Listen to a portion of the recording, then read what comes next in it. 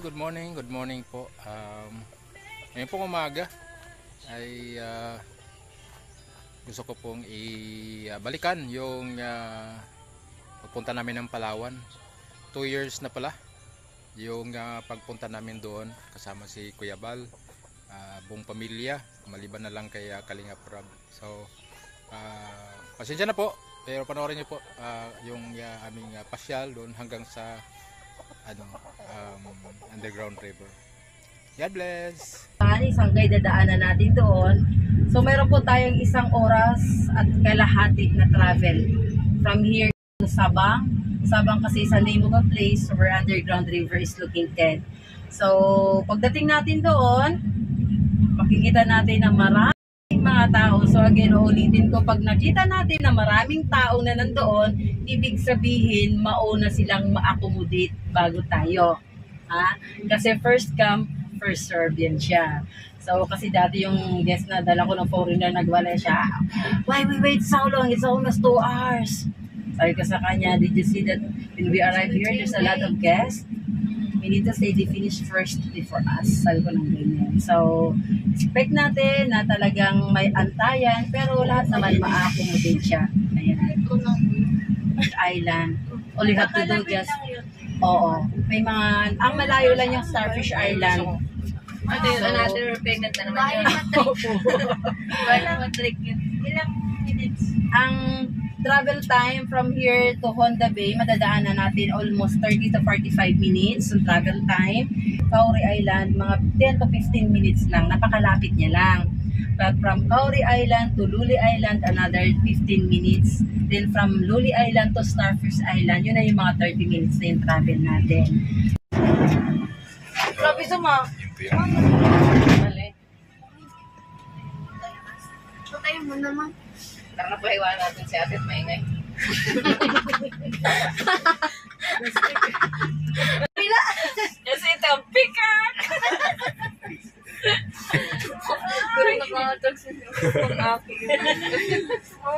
I'm proud that we have Kuya Bal here in our band. Kuya Bal. Akala ko si Popo kay Kuya Bal nagmana sa'yo pala. No, ako ginagawang ganyan pa.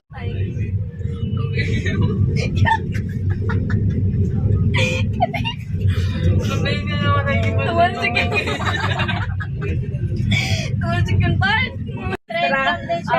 Less 50% discount. Ay, pwede. Ayan. Wala, hindi nyo alam na po, magkakaroon kayo ng comeback syndrome. Meaning to say, come again and again. Opo, you will be again and again. Come again and again sa Palawan. Dahil hindi lang po place ang maganda rito sa amin sa Palawan, maging yung mga tao. Ano sila, mga mababait.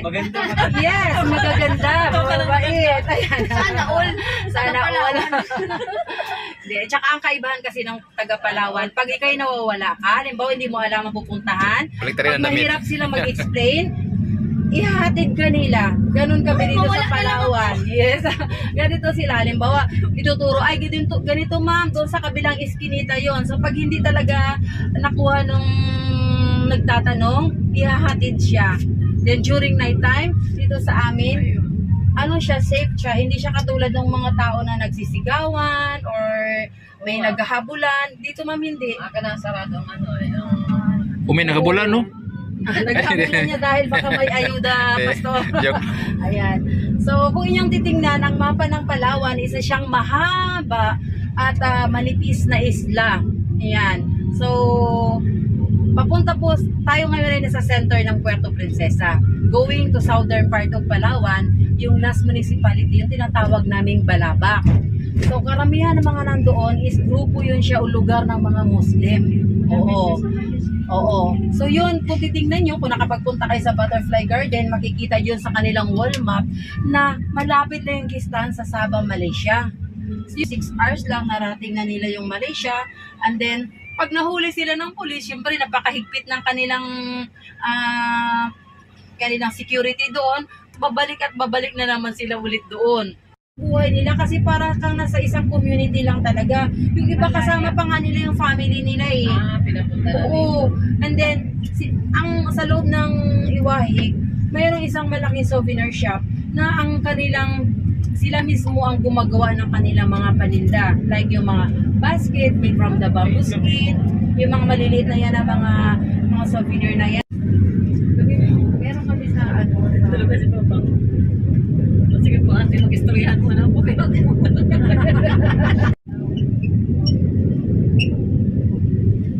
Tingnan mo dati dito sa mga area na yan, wala yung mga bahay-bahay. Ito maganda dito, coffee shop to. From Wharf, going to National Park. National Park kasi ang pupuntahan natin. So, nasa Bakungan tayo, excuse me.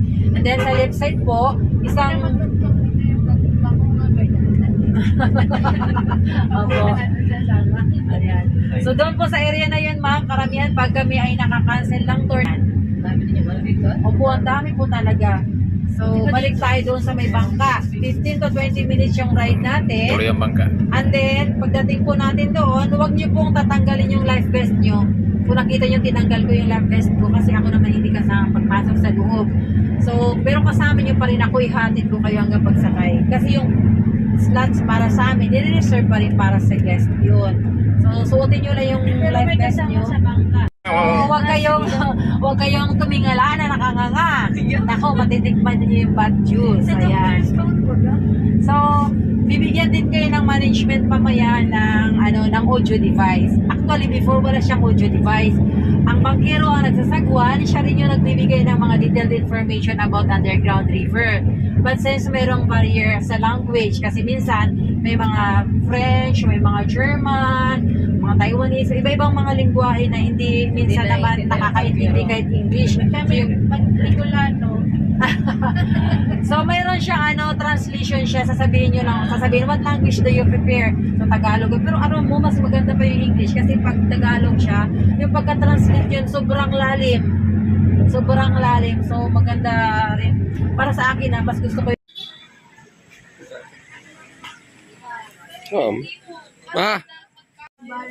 Ayan si Kuya, nagpipili ng souvenir.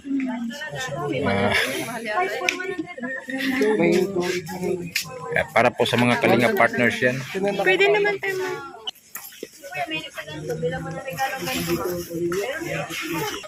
Shout out, Aljus.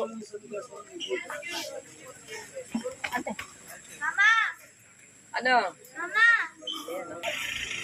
Si Kuya Bal, magbibili yata ng bag para sa mga hintayin po ninyo mga pasalubong ni Kuya Bal para sa lahat ng mga kalinga partners dyan sa Lighthouse. Joke lang po, joke. Sabay-sabay na. Biglang ilagay mo sa pinto. Huwag lang sabay ito.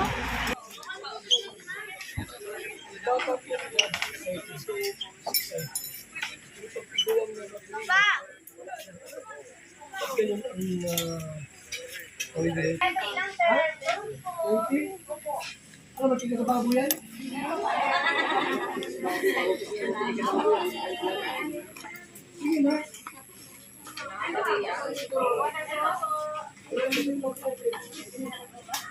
Pabili ng turon si Pau Pau.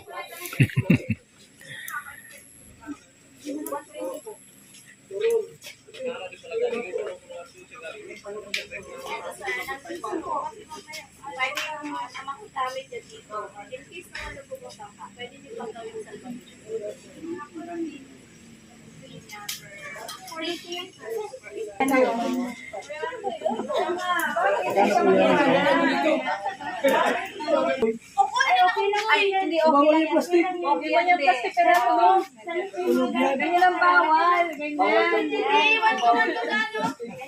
May pag naman sila bawal. Alam ng unggoy kung may pagkain o wala. May face ng pwede nga tulog naman yung 1 liter. Wala pa yung Si Gigi po. Tama po, Si Gigi. Bagong uri ng pamalo ngayon. Hindi na sinturon. Matitigas na ulo eh. Pag matigas ang ulo ng bata, ito na yung pamalo. Subukan natin sa iyo. Huwag sa papa. Ayan, si Kuya Bal. Premier yan. Ikuboto, ikutin. Nagbablog pa si Kuya. Yung lasa niya, parang Sabi nila, senyorita. Maliit. Basta niya malaman sa akin. Okay sana kung lakatan. Senyorita eh. Kayo sir, nag-ayun na po ng phone sir.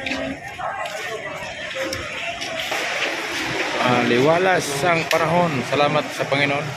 Maganda po yung panahon ngayon.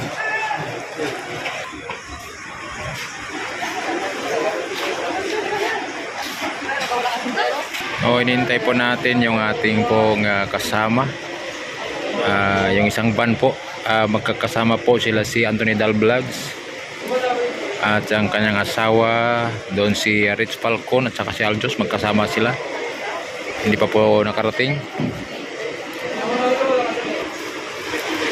Ayan po si Kuya.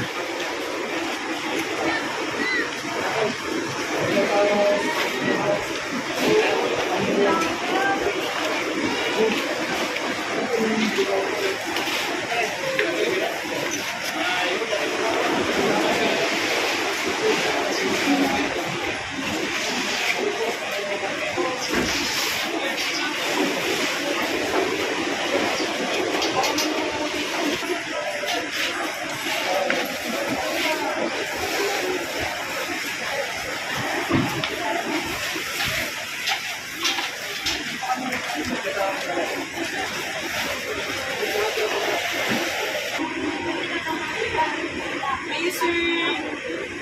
Safety na po. Yan si Rosnet Mix Vlogs at saka si ano. Shout out Pong TV. Ah.